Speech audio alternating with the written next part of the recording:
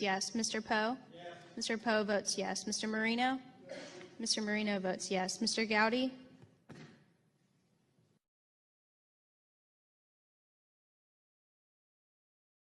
Mr. Deutsch votes no. Has every member who wishes to vote voted? Clerk will report. Mr. Chairman, 16 members voted aye, 13 members voted no. And the amendment to the amendment in the nature of substitute is adopted. And the gentleman is recognized for 5 minutes on his amendment. Mr. Chairman, my legislation in the form of this amendment calls for a special counsel to investigate the real crimes, harmful lies, and the undermining of American security by the prior administration. Just because Hillary Clinton lost the last election doesn't mean we should forget or forgive conduct that is likely criminal. The 2016 election was a rule of law election. Voters want real criminals who have harmed our nation locked up. Susan Rice's unmasking of members of the Trump transition team is a serious matter for which there has been no accountability yet. Loretta Lynch directed James Comey to call the Clinton email scandal a matter and not an investigation. We need to know why the Attorney General of the United States directed the FBI director to lie to the American people. While on the subject of the improper conduct of Loretta Lynch, what in the world was she doing on a private jet at the Phoenix airport talking to Bill Clinton while she was supposed to be investigating his wife? This is somewhere on the continuum between unethical and illegal, and we need an investigation of Tarmac Gate. We need to know why the Obama administration gave immunity deals to potential Hillary Clinton co-conspirators.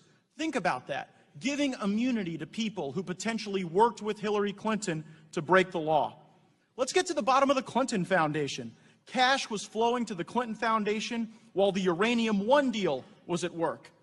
That's real collusion that threatens America's security. I do suspect that there was Russia collusion in the 2016 election, but the only actual evidence of that collusion is tied to Fusion GPS, a company that was creating fake dossiers on then-candidate Trump and spreading them both before and after the election to undermine his legitimate presidency. Now, federal statute 600.1 outlines the criteria for special counsel. It says that there must be a conflict of interest or extraordinary circumstances, and that a special counsel must be in the public interest. The Department of Justice has an obvious conflict investigating the immediate past Attorney General and FBI Director. Currently, Department of Justice officials may have been involved in the very immunity deals or the implementation of Lynch or Comey directives that would need to be investigated. Moreover, these are extraordinary circumstances where the prior administration was prioritizing politics over the law. As for the public interest, if it's in the public interest to investigate the Trump administration, it is most certainly in the public interest to investigate the real crimes by the real criminals. That the President is requested and Attorney General of the United States is directed to transmit respectively in a manner appropriate to classified information if the President or Attorney General determines appropriate. To the House of Representatives, not later than 60 days after the date of the adoption of this resolution, copies of any document, record, audio recording, memo, correspondence, or other communication in their possessions, or any portion of any such communication that refers or relates to the firing of James B. Comey in the following respects. Then Attorney General Loretta Lynch directing James B. Comey to mislead the American people by stating that he should refer to the investigation. Mr. Chairman, I move that the amendment be considered as read. No, you're late. You object. Object. What is the objection? We want it read. So we want it read. Yeah, great. Continue reading. By stating that he should refer to the investigation into the mishandling of classified data and use of an unauthorized email server by former Secretary of State Hillary Clinton as a matter rather than a criminal investigation.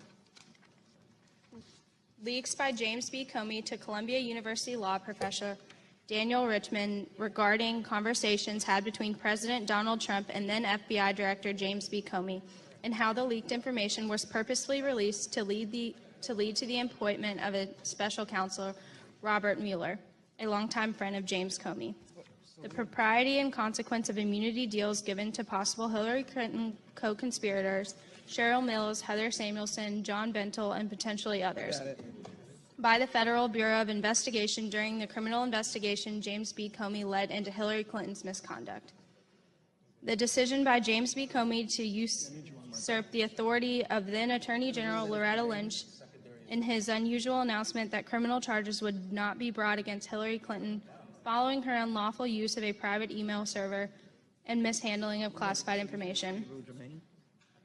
James B. Comey's knowledge and impressions of any ex parte conversation between then Attorney General Loretta Lynch and former President Bill Clinton on June 27, 2016 at a Phoenix airport on a private jet. James B. Comey's knowledge of the company Fusion GPS, including its creation of a dossier of information about Mr. Donald J. Trump, that dossier's commission and dissemination in the months before and after the 2016 presidential election, and the intelligence sources of Fusion GPS or any person or company working for Fusion GPS or its affiliates, any and all potential leaks originated by James B. Comey and provided to author Michael Schmidt dating back 1993.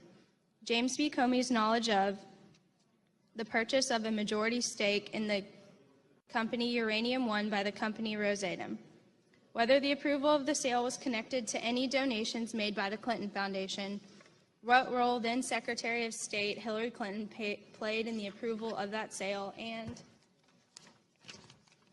whether the sale could have affected the national security of the United States of America. James B. Comey's refusal to investigate then Secretary of State Hillary Clinton regarding selling access to U.S. State Department through Clinton Foundation donations, Huma Abedin's dual employment at the State Department and the Clinton Foundation simultaneously, or utilization of the State Department to further paid speaking opportunities for her husband.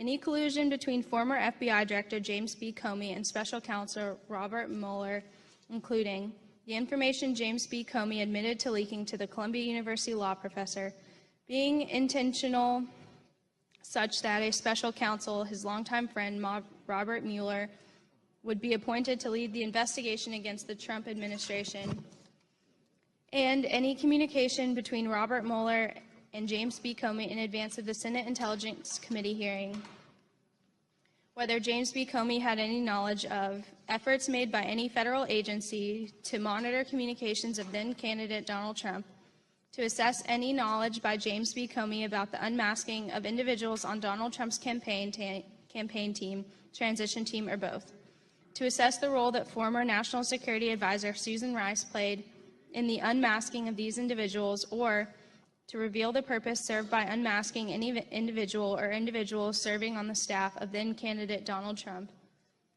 or the dissemination of unredacted information to various intelligence agencies, and any attempts to use surveillance of then-candidate Donald Trump for the purposes of damaging the credibility of his campaign, his presidency, or both. Coach Susan Rice just did something insane to help North Korea. Danny Goldford, Liberty Writers News, reports, yes, if you recall, Obama's national security advisor, Susan Rice, she is a big part of the hellstorm that we are in right now. So what does she do when she hears that North Korea is threatening the United States with nukes that she helped them make? She runs to their side and handed them exactly what they wanted. Rice gave Kim Jong-un exactly what he wanted and said that the U.S. should simply tolerate a nuclear North Korea. Yes, tolerance, that's the big word that liberals like to throw around, right? Of course, Susan Rice, that's what she wants you to do, tolerate a nuclear North Korea, one that continues to threaten the existence of the United States. See, Susan, it's really because of your policies and your predecessors as the National Security Advisor who put us in this terrible predicament in the first place. Okay? So, Susan, you're the last person who should be advising anyone. All right? Now, the buffoon, she wrote in the New York Times op-ed that war is not necessary to achieve prevention, despite what some in the Trump administration seem to have concluded. She writes, history shows that we can, if we must, tolerate nuclear weapons in North Korea, the same way we tolerated the far greater threat of thousands of nuclear weapons during the Cold War. She's trying to equate Russian nuclear weapons, tolerating Russia's nuclear weapons, to North Korean nuclear weapons? Yeah, I don't recall the rhetoric being as violent during the Cold War as it is right now with North Korea. Okay, Susan? So it's a very different scenario. So, and again, this is not really up to you anymore, Susan. All right? Don't you have some unmasking to do somewhere? Unbelievable. Of course, war should never be necessary. Okay? This is the last thing. This is the last thing. The last action. We don't want it. I don't want it. Okay? Despite some of the things you hear on this program, no, I don't want war with North Korea. It's going to be disgusting and bloody and violent, and many thousands and thousands of people will die. Unfortunately, this is the end result of failed foreign policy that has gone on for decades and decades. Rather than addressing the problem correctly and promptly at its inception, they continued. The Bush administration, Obama administration, the previous Clinton administration continued to let it fester and grow like a tumor. And now the tumor, well, it's metastasized and it needs to be cut off. So Susan Rice thinks we should simply tolerate having a tumor. I don't think that's the solution. I think tolerance has lapsed, Susan. What are your thoughts? Comment below. Subscribe for updates. If you like what we're doing, give us a thumbs up and share this report on your social networks. For the Next News Network, I'm Gary Franchi.